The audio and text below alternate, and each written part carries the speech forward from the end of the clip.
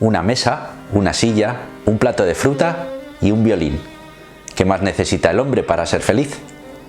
Esta frase no es mía, es de Albert Einstein.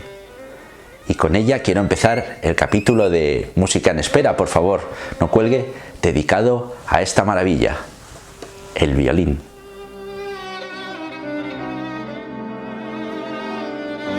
El ejemplo del mítico científico no es el único, es uno evidentemente de los más destacados por quien fue él, pero cientos de miles de personas se han rendido ante el arte de esta joya, cientos y miles de voces han dicho bravo ante maravillosas actuaciones.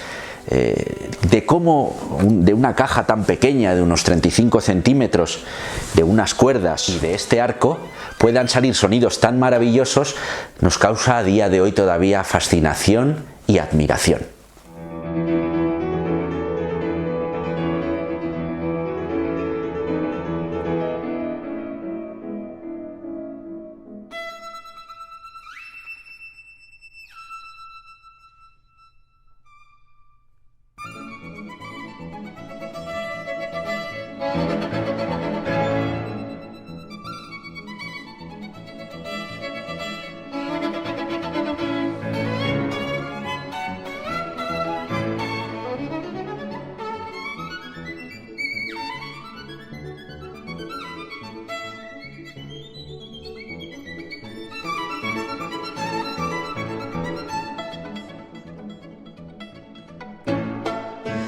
Muchos son los factores que confluyen a la hora de conseguir el violín perfecto, aunque los maravillosos y perfectos violines son los conocidos como Stradivarius o Guarneri, o Gasparo da Salò construyó algunos maravillosos y tantos otros. Pero todo influye, es decir, una buena madera, el tipo de cuerdas, el secado de la madera, por ejemplo, es algo muy importante, el cuidado con los barnices, la colocación milimétrica del alma, que es una pieza que está en el interior, o del puente o ponticello, todo ello es fundamental para que esta maquinaria funcione como un auténtico reloj suizo.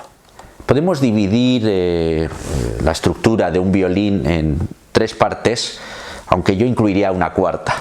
La primera parte es la zona inferior, donde está la caja de resonancia, con el cordal, el puente o ponticello y la mentonera o barbada. Y una parte del diapasón, que veremos que ahora ocupa, la parte central. Es el diapasón, como hemos dicho, este que vemos aquí, que no tiene trastes, y es de donde se sacan las notas, evidentemente, y por la parte de atrás el mango, con esta parte de aquí que se llama talón.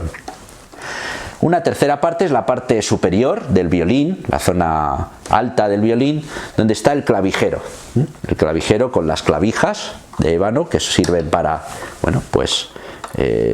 afinar las cuerdas, y la parte final de la voluta, que es este adorno redondo que simula una columna jónica del clasicismo griego. Y una cuarta parte importantísima, en mi opinión, que serían las cuerdas que, como vemos, caen, se vuelcan desde la parte superior hacia la parte inferior, ocupando todo lo que es a lo largo del violín para finalizar en el cordal.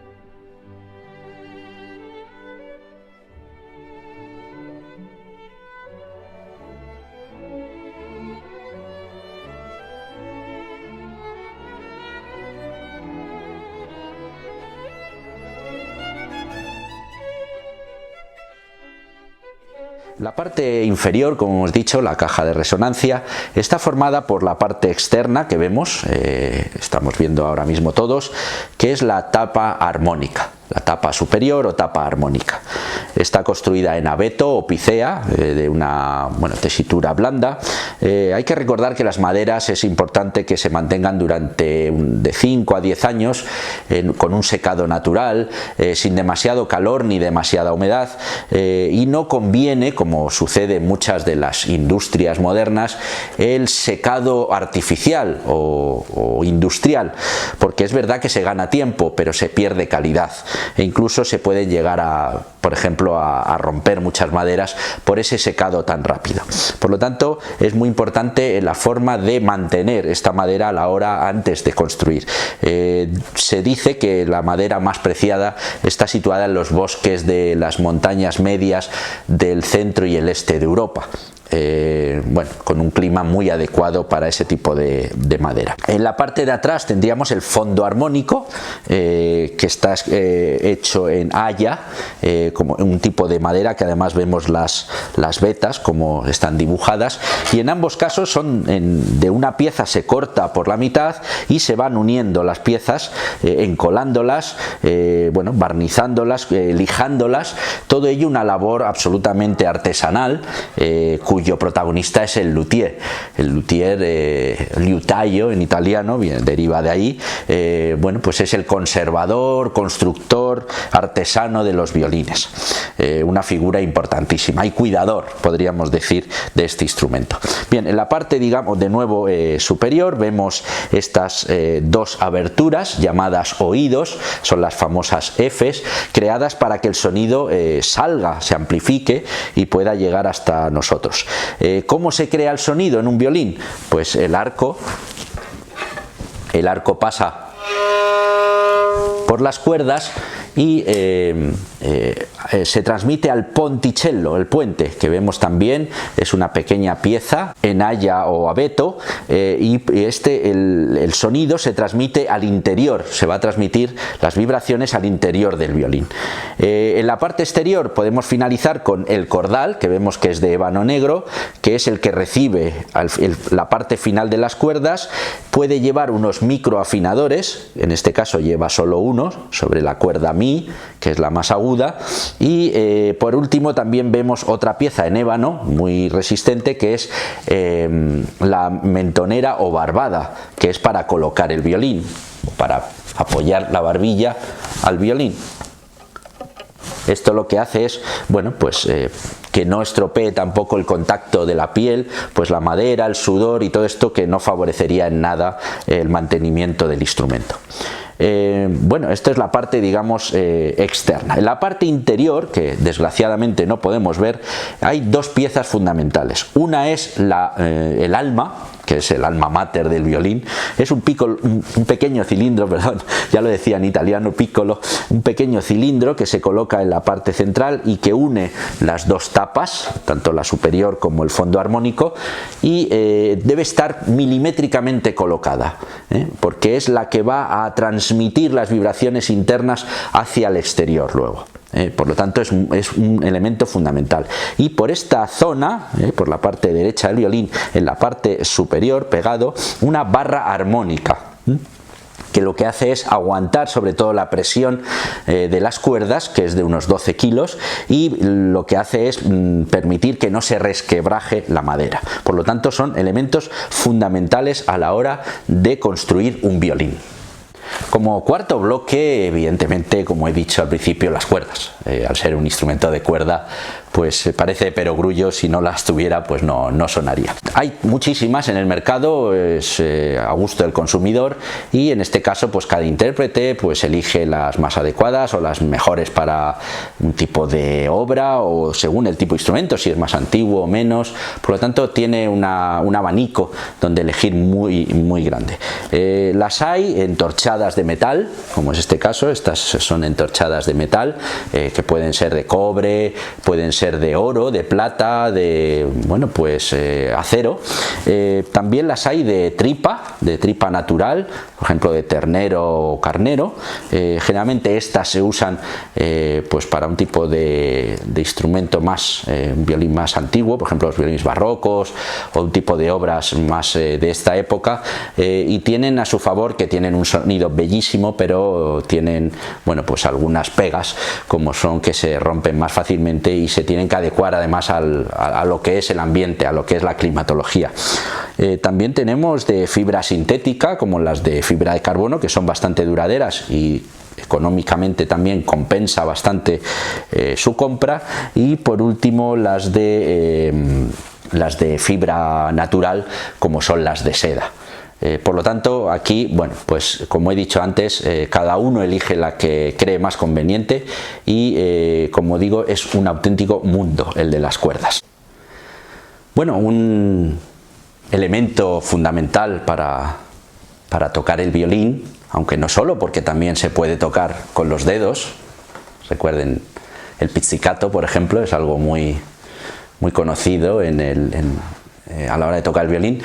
Pues es el arco, el arco, un arco que, bueno, pues tuvo una evolución clara, como evidentemente la tuvo el instrumento, pues desde Corelli, Viotti o llegar a Tourt, el francés, que es el que, digamos, modernizó el diseño del arco, ¿no?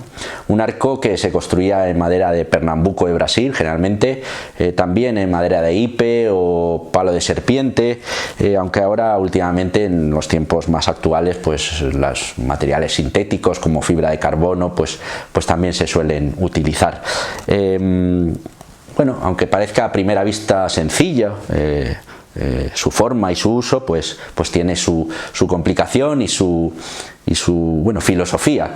Vemos cómo está arqueado la parte superior del arco. Esta parte de aquí se va acercando a la encerdadura, que es esta de crines de caballo. Estos son crines de caballo naturales, que como vemos, pues bueno, en este caso están un poco deteriorados, pero generalmente pues están tensos, con una novedad que fue la de Tourt en el siglo XVIII, fue este tornillo que conseguía regular, digamos, la tensión de esta encerdadura, ¿no? Por eso fue muy importante el diseño de este ingeniero francés, bueno, ingeniero que además venía de familia, todos diseñaban arcos para instrumentos. Esto es la llamada nuez, que es una de las partes donde va sujeta la encerdadura, y la otra parte pues es el talón, es decir, bueno, todo ello conforma lo que es el arco. Aquí tenemos un pequeño cilindro de piel, pues para no deteriorar la madera con la fricción de los dedos, y todo ello pues forma parte de este artilugio tan importante. Un elemento que me gustaba hablar, que también me parece fundamental, son los tamaños de los violines. Habréis visto en alguna ocasión como niños pequeños que están empezando a estudiar, de 3 o 4 años, tienen violines muy chiquitines. Efectivamente, pues los hay por edades, por franja de edades o tamaños.